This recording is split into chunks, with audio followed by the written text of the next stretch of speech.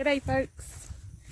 This week's been quite slow on the farm because we've had quite a bit of rain. So that kind of stops you from getting out and doing most things. We did have a couple of days of sunshine, of course, when I was at work.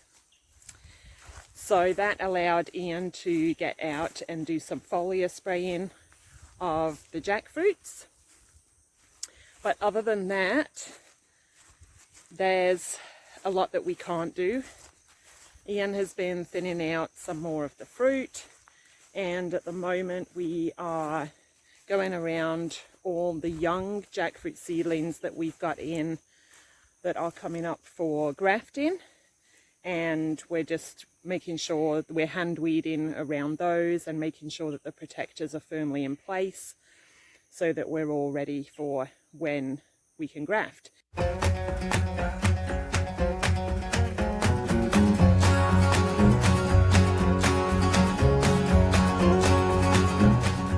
So we've almost finished going around and hand weeding around the young jackfruits. Some of these will definitely be ready for grafting this year. So fingers crossed we can get some more jackfruit trees going. Ian's given them a bit of fertilizer, got some mulch, and the cages that we made seem to be doing really well. We've just gone round and made sure that they're actually staked in the ground, because we found that when Ian goes around with the mower or messed in with the tractor, that some of them will get blown over, and that obviously bends the plant itself. So we've just gone round and made sure that they're firmly in place. Just thought that we would show you what happens when we come round to thin out the fruit. So here we have, this is one stalk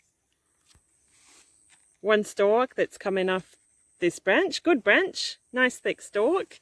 And if we follow down here, we've got 1, 2, 3, 4, possibly 5, 6. For the size of this tree, we'd probably let this tree have about 4 fruit so that we get good sizes. So Ian has just pruned off all of those excess fruit so that the tree can put its energy into just that one. We've got one over here. We have one coming here. And I don't know if you can see, but through there is another one. There. It's very easy to miss them, especially when they start forming towards the ends of the branches and they're amongst all the foliage. You really don't see them when they're small. So we really do have to keep coming around and just checking what the tree's doing. And of course it will continue to flower, so it's not a matter of coming around once, thinning out, great, job done.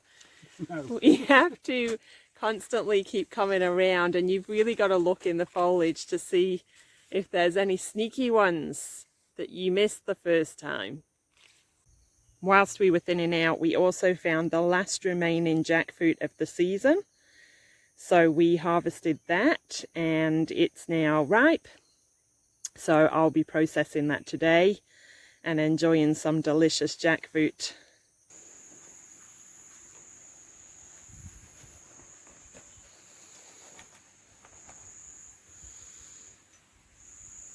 What's he waiting for? What do you think he's waiting for? I don't know. What's he waiting for? Jackfruit.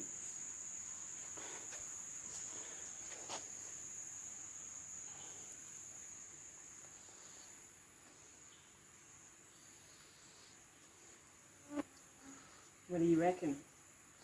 Do we need a bricks meter when we've got a stumpy?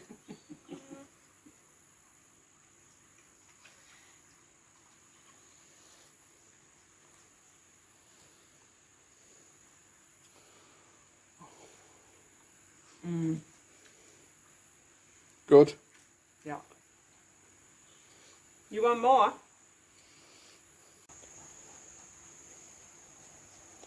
How you doing there, Mrs.? Good. Stumpy, this side is yours, this side is ours. I think he's filled his belly. If it was left up to him, we'd never get any jackfruit for ourselves. The veggies seem to be doing really well. Probably loving this rain. These are my angled loofahs, which I am going to use as a substitute for zucchini, which is not that easy to grow up here. So I harvested some of these last night and put them in a Thai curry. They were really delicious and they're growing really well, much better than I've ever been able to grow zucchinis. So I'm happy with them. The corn's also doing really well. It's starting to flower. And we have the start of some cobs. Really hoping that we get a good crop of corn. Last year they got decimated by rats. So we'll see what happens. Got some, this is Egyptian spinach. Grows much easier than regular English spinach up here. Also got some pak choi. They seem to be getting eaten a little bit by caterpillars, so I'll have to do something about that. These are collards, so you can use the leaves as you would normally cabbage. The beetroot are not doing so well, and that probably is because of all the rain that we've been having. I have got some seedlings coming through, but I'm really not sure how well they're going to do. It was a bit of a gamble putting beetroots in up here. We'll see. This is the new variety of, well, it's not a new variety, but new variety to me of cucumber, the Suyo Long. It took a little while to get itself going when I planted it out, but now it seems to have taken hold, started to flower. That is Chinese broccoli, and I'm trying to get some perpetual spinach going there. The tomatoes are not having a good time.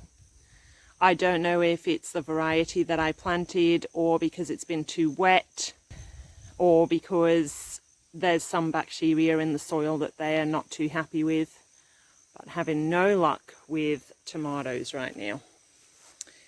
And the good old wing beans are still flowering and still producing wing beans. These went in the Thai curry last night also.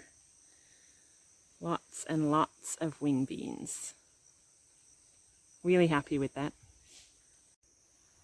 Herb bed's doing well also. Basil has finally started to get itself going. I've got some Thai basil here, which will grow better in our climate.